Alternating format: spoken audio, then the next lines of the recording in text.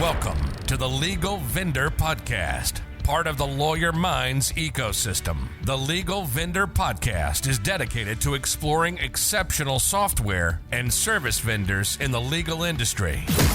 Lawyer Minds goes into in-depth interviews asking real questions from each vendor with limited sales fluff. Learn how they can potentially help take your law firm to new heights. Each episode is sponsored by the vendor being interviewed. Ready?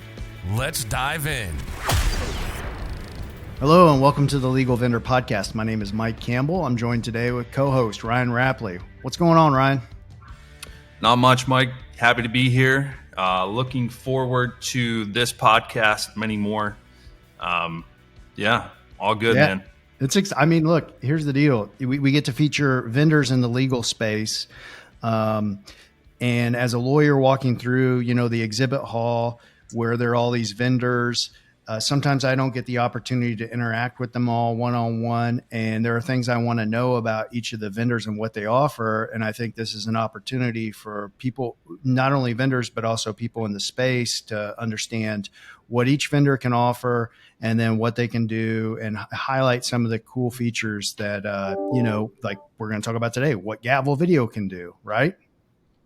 Absolutely. I think this is a very, unique concept.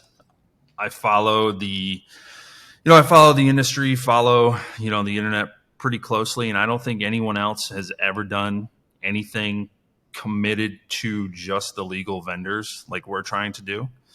As everyone knows, Lawyer Minds is a site for lawyers by lawyers. So meaning all of the content is by lawyers, and that's why I'm here now in this. I'm behind the scenes on all that.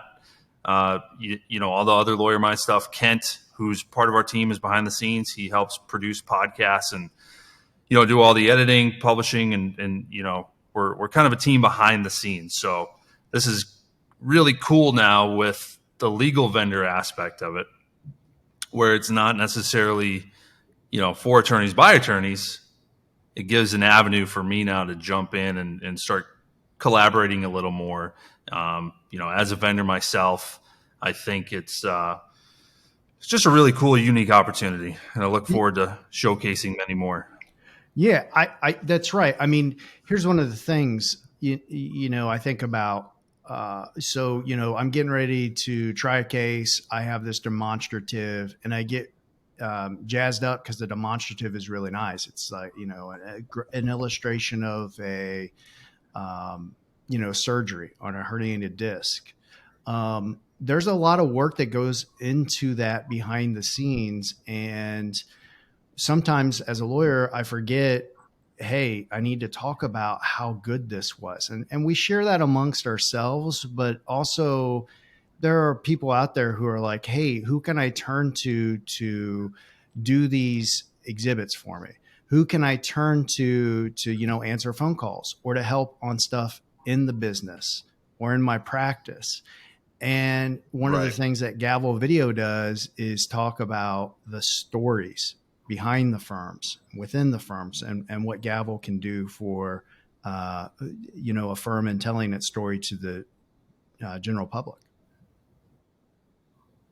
And so, yeah, absolutely. So Kent, I'm just going to hit you with a question right off the bat. I mean, this is one of the things that I think about, which is I have this really nice iPhone, right? I don't have one of the new ones, but I do have one of the ones you recommended I get, and it has great cinematography options on it.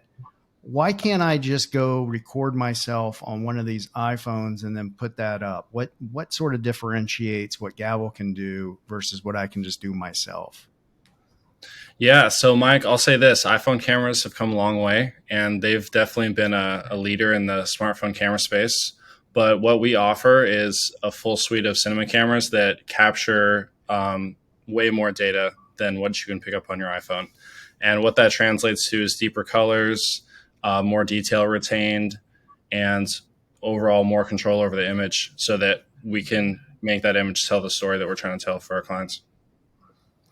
And let me ask you this, is it too simplified to say that if we go back in time and I'm watching The Wizard of Oz, and the only thing I've ever seen in my whole entire life is black and white movies. And all of a sudden, Dorothy appears in Oz, and it's turned into Technicolor. And all of a sudden, I'm seeing something that's bright, vivid, illustrious.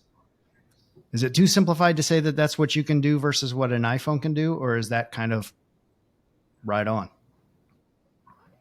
Yeah. I mean, that's definitely a nice way of putting it. We are able to bring stories to life through these tools in a way that you can with an iPhone. Just because iPhones can't retain the same amount of information, they can't process the same amount of data coming in, and they don't have the storage space to hold the amount of footage that comes in. So on a typical shoot day, we'll go through like a terabyte of footage. So on a multi-day shoot, that's 2-3 terabytes. So we're able to capture longer stories, more footage, and just overall more detail. It's like a case. Ryan, like the more evidence that you have right. to start with, the better. Yeah, and I noticed Ryan was chuckling because talk about data. Yeah, talk about data. Right. And I have had many a sleepless nights thinking about data. Because what we do, like Ken said, I mean, we're talking about terabytes and terabytes of data, and we have to be able to archive this stuff, make sure we keep it. We can't just get rid of everything. Even once the shoot is done, we just can't get rid of everything. We have to make sure that we hold on to this, because sometimes we'll record all this great B-roll. So for anyone that doesn't know what B-roll is, it's essentially footage that is shown on the screen while someone else is talking in the background, right? So it kind of helps tell the story and put the story together for what anyone is talking about at the same time. So terabytes and terabytes, right? So we've been doing this now for over 2 years as a business, and we've done a lot of video shoots in that time. Even during COVID, we've been working through the whole thing. It's been quite the experience. Now having all that data, we've figuring out, okay, what's the best way and most seamlessly way to archive this footage so it's accessible. And even the footage that Kent's working on at any given time, I mean, it is terabytes of data. And when you're trying to live access all this data and do live, previews and pull in all the data to work in a project file, it is incredibly computer resource heavy. It's just a lot, and it's something that a smaller video team or hey, if you're using your iPhone, it's not something you ever really think about, because the iPhone you're capping at what, 256 gigabytes, right? And on one of our shoots that might be worth, I don't know, 30 minutes of footage, right? Like that's crazy to think about. So going into having all that data into the video files, I've created, because a lot of this stuff blew my mind when we first got into this. I mean, the software that we use, everything that and I say we, but Kent really uses. He's become such an incredible color grader, and really bringing what we should really kind of show maybe in the notes, maybe a picture of before color grading, like this is raw footage, and then here's some after. Like, it is insane. And I've watched Kent, spend hundreds of hours on just a single video shoot, working on the progression of all this, and every shot by shot, making sure the colors are there, tracking the faces of people to make sure, the facial tracking is all structured properly and all that stuff. And Kent, why don't you go into that a little bit more? Like, when you're pulling in and you're first starting a project, so we're at the shoot, we come back, you're sitting down at the computer, you're pulling in this footage to now start using in DaVinci Resolve is what we use. We shoot on Blackmagic cameras. What does that project start to look like when you start getting going into it? Yeah, so one of the ways that I like to stay organized in DaVinci Resolve is I like to use the color feature So what I can do is when I have all my clips laid out on the timeline, after I've taken them through the media ingestion and organization stage, I'll color code things based off topic and based off who's talking and based off of whether or not I think it's like a really good clip or maybe like a kind of good clip. And what I do is I use those as kind of the structure of the videos that I'm building, and it saves me a ton of time. Because when we're pulling in hours of footage, you got to do everything you can just to stay on top of it. Otherwise, you'll get lost in it. So what? And I think like a point of reference. Okay, so a point of reference. If you're a lawyer out there and you're thinking, okay, what is going on here? Think about it this way. I had a client who had a surgery. We did a demonstrative. We did an exhibit where it was a basically as an illustration of the surgery, and she's like, "Why did that cost $20,000? Can't you guys just do that yourselves?" And it's like, ma'am, or sir, I'm not going to say which one it was. It's like, hey, we don't have the millions of dollars of equipment that these people put into producing this, but it was worth it for this case. And I've had that conversation a couple of times where it's like this amplified the value of your case because a juror can see and almost touch and feel what's going on inside your neck and what the doctor's communicating in the depot. And it amplifies the value. And that's what really all of the tools and techniques that Kent does with all the equipment that he has, it amplifies your voice, your message. Is that fair, Kent? Yeah, it's really crazy too, because, I've had this discussion with, some attorneys. They're like, hey, why does this cost so much? My niece or my nephew, they create video, they go out, not to go back to the iPhone, but they go back to their iPhone, they go outside, maybe they're shooting, just a video of their, running around with the dog, having fun. Then they bring it back on their computer, takes them 20 minutes to put this thing together. That is completely in a different realm of what we're doing. Like, it is crazy. And sometimes that's the misconception is, the attorney on the other end. And that part of that's us trying to sell, and get buy-in from them. But part of that, the part of the pushback is, why does this cost so much? Yeah, it would be like, okay, you can do your own illustration if you have but it's going to look a little bit like paint by numbers because I don't do illustrations, right? And so, and I'm not trying to begrudge anyone who wants to go out and try to do this on his or her own, but it is sort of like, well, we invest this type of money in our cases because we recognize the value of what it can bring. And in that regard, Kent does so much on the background. He's talking about color grading and all these other things. I mean, Kent, you know the difference because you came up in this industry. You know the difference between shooting on what we shoot with now versus what you shot with when you first started. Mm-hmm. Right. Yeah. I mean, what is in your mind? You look back 3-4 years ago. How have your videos evolved in terms of just presentation? Yeah, I mean, I think that kind of with experience, things that used to slip by you start to pick up on. I know Ryan's a big proponent of paying attention to detail, and I've definitely acquired a good bit of that from him. So I think that just refining and taking the core elements of kind of my style, my aesthetic, and just honing them in and just making everything look smoother overall. I mean, we've gotten better equipment and, I've learned better techniques and things like that. And those all accumulate into a better product in the end. Right. Yeah. And we haven't even talked about the actual, when we're filming, the actual filming techniques, and, right. And this, what's different from the videography, and actually, I going into this, I didn't necessarily know there was such, a drastic difference between videography and cinematography.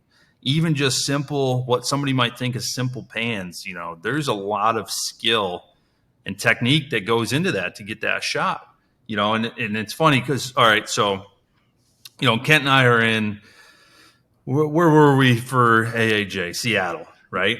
And I bought this little DJI Ronin gimbal for my iPhone, and I was like, oh, this will be fun. I'll just do some behind the scenes stuff. I'm not going to use a big camera, and I wanted to record, our other business partner, Tad, who just became president of AIJ. I wanted to record some of his stuff, just so he could have it for personal archive. It wasn't really meant to be like a polished, finished project. But I was figuring, I can get this cool little stabilizer. This will help. I had a hell of a time figuring out how to use this thing. Right. And Kent's like, this is so simple. Right. Carrying this gimbal around. But like, I think Kent also this is the thing with Kent. He's a very humble guy. He sells himself a little bit short. Kent's like this, and Kent, I'm a total nerd. So I'm right there with you. I don't mean this in sort of a derogatory way, but you're like nerding out about like, I'm getting this lens from Hong Kong and it's going to increase this, different character to the shoots. This is more than just we arriving on a scene with a camera, right? Yeah. Yeah. You're going through and you're selecting like what are the shots? What are the lenses? What are the color grades in your brain that you're seeing after the fact? Yeah, I think that what happens with time is that you kind of start to look at everything from the lens of a director. And that's kind of how I approach like my shoots is I try to think more than just, okay, documenting what's there, but how do I document what's there in a way that adds to the overall story? And so I let the story that we're trying to capture guide what I do with my shots. So if we're somewhere like really big and expansive, like we were in California doing some filming by the beach, and I was like, wow, like let's really make this the focus. And so like I might do like a rising shot or something like that to really kind of exaggerate the effect of the ocean or the skyline or whatever happens to be the background of the subjects. And I think just always keeping an eye for like the basics of photography aesthetics and, just proportionalism and things like that, like I always try to capture my subjects in the most flattering light. I think that that's part of my responsibility. For lawyers, we thank you for that. Yeah. Yeah. Yeah. Well, so no, okay. Yeah. Hold on. Because you talked about telling a story, and Ryan, we really emphasize this with that's the most important part about the whole thing, right? The whole doing video is all about the story, the whole thing. Because really, when we talk about these things, we look at them as conversion tools. And I like to call them cinematic conversion tools, right? For your website, for your social media, but primarily for your website. I mean, you're investing money in your other marketing channels for SEO, pay-per-click, whatever it is, you're driving traffic to a specific location on a website. The videos done correctly, what we do will help those conversions, right? When somebody watches the video, you have an opportunity to create an emotional connection with that person that you're never going to be able to create when you're looking at text or an image on the page, right? Just a typical law firm website, you can be as pretty as you want. People can do, conversion rate optimization, all these things. But when you add these very powerful videos to it, you can help take that to the next level. Right. And they're so powerful. On the contrary, and I honestly, years ago, I was not a proponent of doing video for law firms because mainly what I saw was just complete and utter garbage. No story thought put into it. Literally, picking up the iPhone, just recording something, putting out trash. And at the end of the day, the not good video can hurt you. If somebody, especially if you consider yourself a very, a top attorney, a top med mal attorney, nursing home attorney, whatever it is, and you put out a video that's not polished, not well thought out, not really put together properly, that can have a negative impact, especially when, you want to be seen as the best. Why are you putting out things that are not the best? And that's a real problem. And that can make people not call you because they see this, and whatever it is, you're putting them off. But now, come forward, we see these, we see these opportunities where when you do the video really, really well, cinematically, what we're doing, story driven, the highest of quality you can think of, it's incredible. The power behind them. You're really, and I don't want to go too far off here, but, one of our clients, one of our first clients, I'm not going to name names, but if anyone offline wants to know the name and talk to him, I'd be happy to give you his information. But essentially, he had the videos on the site for, I don't know, maybe 6 months, a year. Huge potential case comes in. Well, he did sign the case, but this lady in a different city, hours and hours away, found him on the internet through SEO, so basically Google search, content came up, whatever she was looking for, his site was there. She clicks on it and she watches this video. No intention of hiring our client. And, because he wasn't anywhere near the city where she lived. The lady's like, I watched your video. It almost brought me to tears.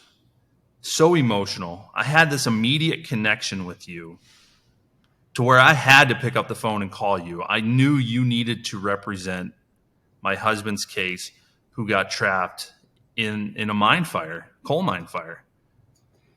That is a hugely catastrophic case, big case, and the video is what converted her to pick up the phone.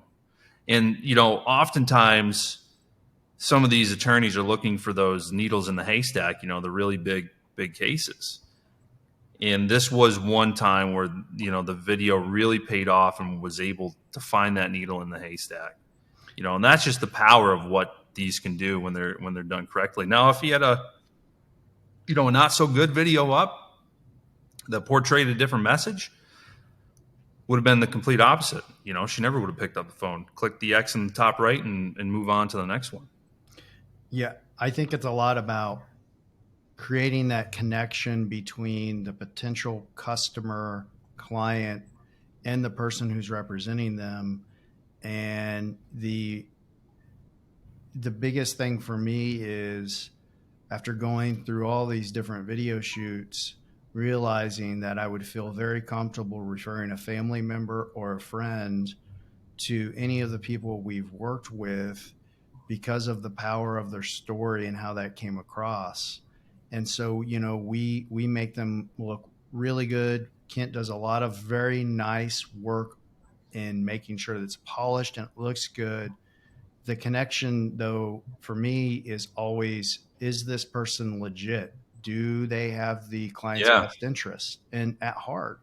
And everyone we've worked with so far is someone who has a story that they didn't get to tell before. And now that they're telling it, people are connecting with them and are hiring them. And for me, as someone in the profession who thinks that oftentimes we have big advertisers who are flipping and turning and burning cases, to know that there are still lawyers out there like the ones that we've worked with and ones that we want to work with and tell their stories. It's a passion project of mine just to get those stories out. 100%. And you talk about the TV lawyers, I kind of like to think of us, and now, our bread and butter is not doing commercials, but we do TV commercials as well. But we're almost the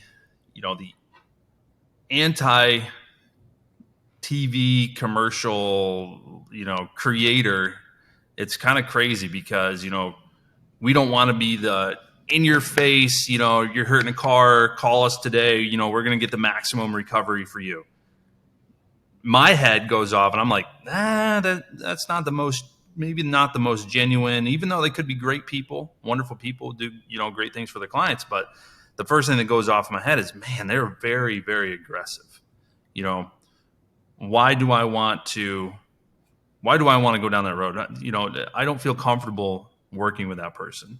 Where if you're able to do the story for a TV commercial in 15, 30 seconds that, very much interview driven, kind of like what we do, and you can tell that little bit of a story that can create that emotional connection, draw something out, make it feel like I'm talking to you sitting on your couch right now, right? Not yelling at you. I'm not yelling at you. I'm telling you a little bit of my story and why I'm different, why I'm the best to represent you. Absolutely. Yeah, I wouldn't say we're anti-TV Absolutely. so much as we're anti-cheese, like anti-cheesy. We don't want to be Right, there you go. Right. Right. Yeah. We've all seen that. We don't want to be all aggressive. Know. Yeah. Yeah. We all know, hey, working in this space, this person is going to not give the attention that any of our clients that we've already worked with give to a case. And we know that because we've sat in the room across from them and done these interviews, which are captured in camera that everybody else can see. And it's their authenticity shines through. Yep. And you have to have that authenticity in that story with the type of quality and the cinematography, or else, like Ryan said, and Ryan's got this, incredible background, long background, and understanding conversion, using SEO for conversion, when people are dwelling on a page long enough that when he says they will turn away from your site if you're using poor quality video. I mean, we've heard that. It's like, you guys remember when TVs started going to HD, and you'd be watching like a football game at a friend's house and they'd have this new HD TV, and then you'd go home and you'd be like, man, I'm watching the game, but I'm seeing all of these defects now in my TV, right? Because you were exposed to HD. Everybody's exposed to high quality stuff now. Yep. And they know the difference between someone who's not just authentic, but someone who's really willing to invest in telling their story and making sure that it comes across in the highest quality possible. Absolutely. So let's, we kind of spun this how I originally thought we were going to. I thought we would talk story first, get into some technical stuff, but I think we just hit the ground running right out the gate with, talking about some cool technical stuff. And I think that's great. Why don't we circle back and talk a little bit about, what does it look like when you hire us? What do we kind of, what's the pre, the shoot, and the post look like? Mike, you want to start off on that? I mean, I can dive into it. So Kent has a lot of experience with this, and so he can sort of either echo or add to the pre stuff. So the pre stuff for us is, hey, we need to talk with you, client, about what story it is that you want to convey. And typically what we do is we offer brand videos as well as a number of other videos to complement the existing framework you have on your website or your social. But let's talk just specifically about the brand video. What is it that you want to communicate to the general public about what sets you apart? And this is a process that takes some time, and it takes a comfort level with the client and the client with us to be able to get that story, these nuggets out. And oftentimes what we find is there's this very powerful truth that's been in the firm that we're working with, and what motivates them to work at 8 p.m. at night when their kid has, a soccer game. And what is that how best can we communicate that through the story that they can tell? And so we sit down and we hatch a plan with them. We say, this is when we're coming out and this is what we want you to work on. And here's where I think we should go with it. And the client basically guides us a little bit after that in terms of oh yeah, thanks for teasing that out. That is the story I want to tell. Sometimes they come in, they think this is the story I want to tell. And it's like, wow, we didn't know that you had this experience in your background that guides you in everything that you do. We're not psychotherapists, but we're storytellers, and that goes back Maybe to, a little bit psycho. yeah. I mean, it goes back to sitting around the campfire. What is the story that you want to tell? And people like stories. And if they're authentic and they're true, they resonate. And so in that pre-process, we just walk through that process with you and guide you. And that can be hard, right? What's that? Right? You're talking about the pre-process, pulling that story out of somebody. That can be really tough. It's not easy. It can be tough for the attorney and all the collective attorneys maybe at a firm because, we just went through this. Oh, I don't have a great story.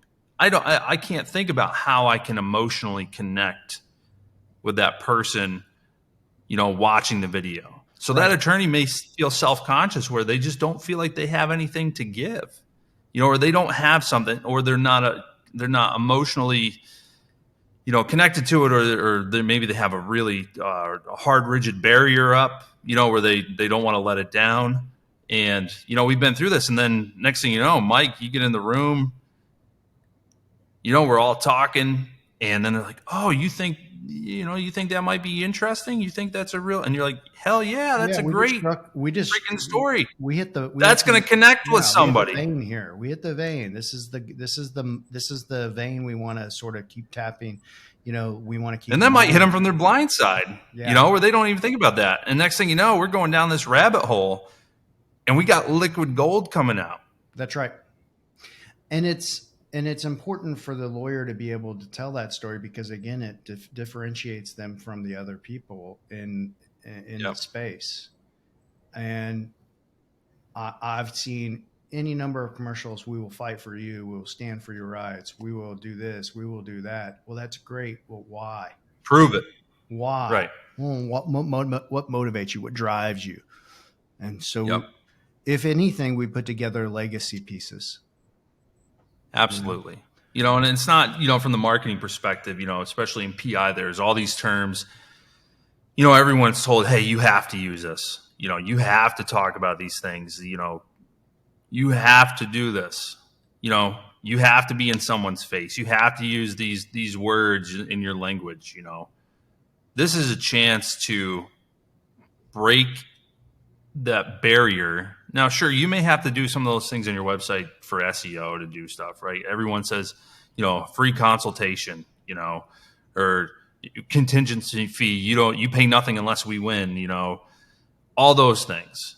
This is a way to really figure out that why and also prove to somebody why they're deserving, to handle that case.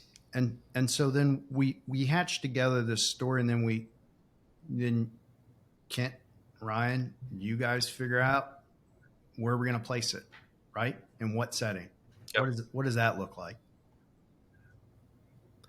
Yeah, I mean, typically, Kent spend some time scouting, and part of our call too, we'll scout locations, based on that story. Hey, what are some important landmarks that are not only important to you, but important to your community, important to the audience you're trying to target? What are some shots that are going to help us paint this picture that we can use? Remember, this is B-roll we're going after. We can use to overlay whatever that message is that we're talking about in the interview.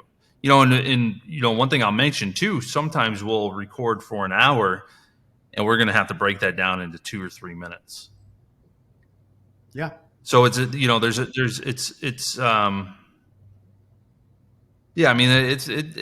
significant. It's a lot. I mean, and so we find those locations and we try to tee everything up and we do some more research, check them out. Hey, aesthetically, how's this going to look?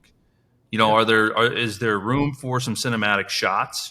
Different ways of filming the team, different ways, what are some really good, where's the depth? Is it just a flat shot? We want to do things that are, that are really cool as well, because we do want to make this cinematic. So it's not all story, it's 99% story, but then 1% cool factor, because we want to create some really badass stuff.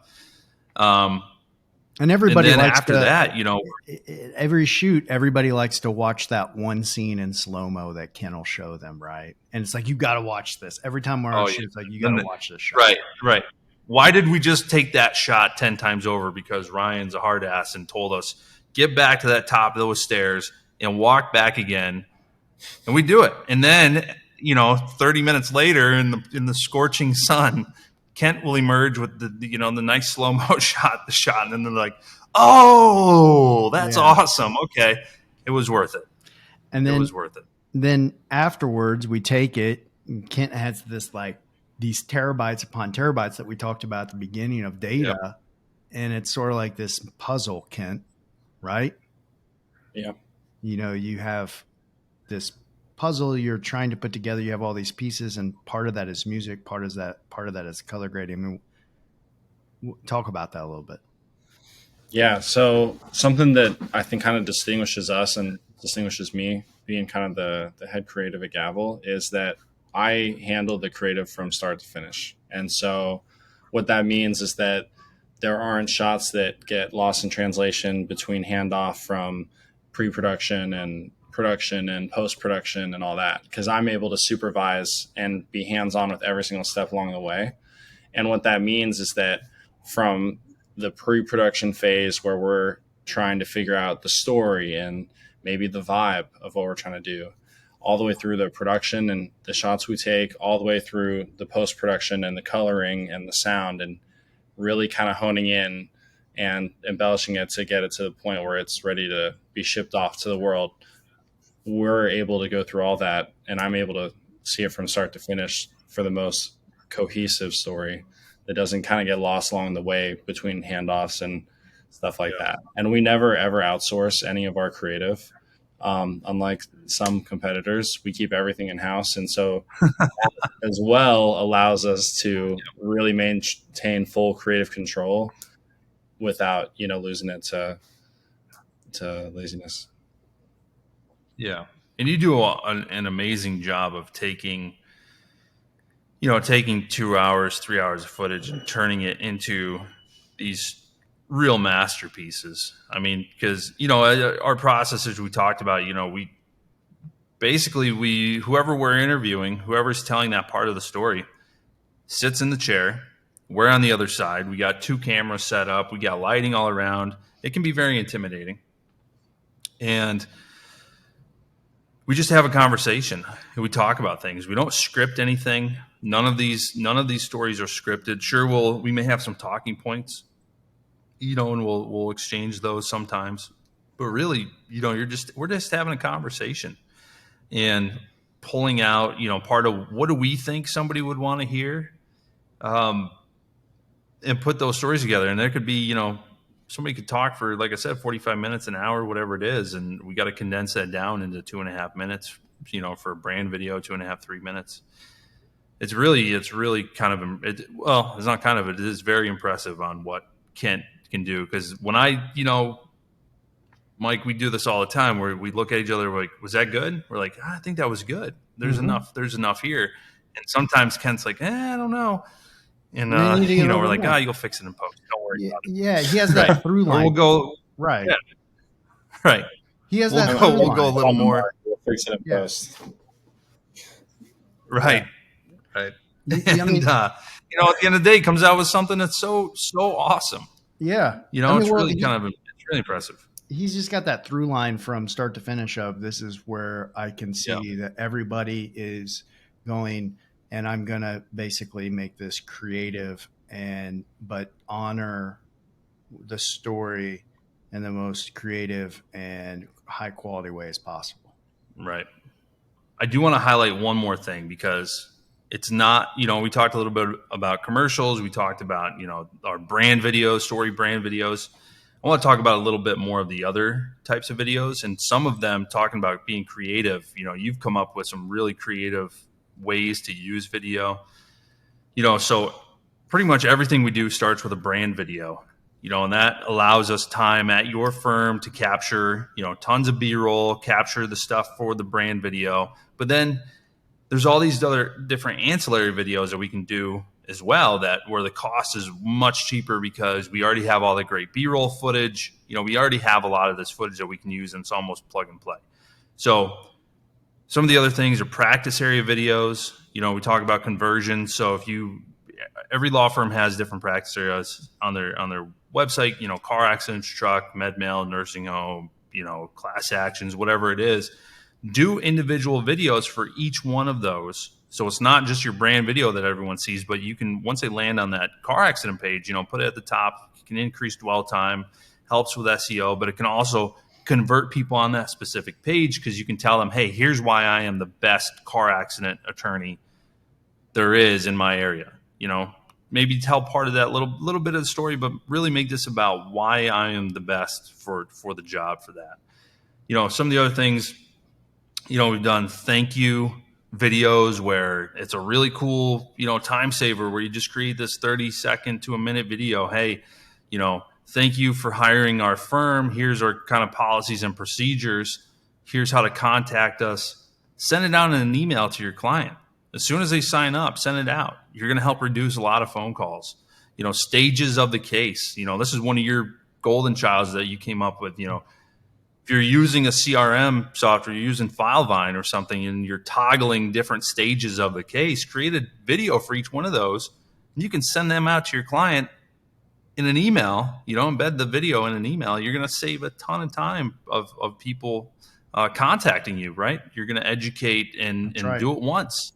Yep. Why do it a bunch of times? Why do it a bunch of times? There's just the possibilities are really endless on the things that we can do. Also, one of the big things too, attorney bio videos, right? Now more than ever, people are researching individual attorneys, or they want to learn about the attorney they just hired because maybe they hired the firm, but they don't know who the person is that's actually representing my case now. So go learn about them in a brand video. Or not a brand video, an attorney bio video. Those are very, very powerful. Yep, absolutely. I mean, it's let us tell your story. I think if you're interested, let us tell your story. Let us show you how we can help you with this stuff, and stay tuned for the vendors that we're going to have on here and how they can tell your client's story, and also just help your firm along the process to be as successful as it can. Absolutely. Great talking to you, boys. I will throw out one more thing. If anyone watches this video or listens to the podcast, the first person to send me an email will get one of our swag boxes. And these things are incredible. Swag box. Coffee mug, umbrella. They're cool. Notepad. Really cool goodies in here. First person gets it. We went through a list of things that we wanted to include in the swag box, and selfishly, we included the things that we want and we know that you would like. It's good stuff. There's a lot of good stuff in there. I mean, look, that coffee cup is my favorite coffee cup that I use. Right yeah, here, look at that. It's shiny. You can get one. All you have to do is tell us that you listen to the podcast. That's it. It's free. Let's go. That concludes another episode of the Legal Vendor Podcast, part of the Lawyer Minds ecosystem. Thank you for listening. We truly hope it was worth your time. Please consider subscribing to the show wherever you listen to podcasts. Explore the other content that Lawyer Minds has to offer and engage with us on social media. Your feedback and ideas are always welcome. See you next time.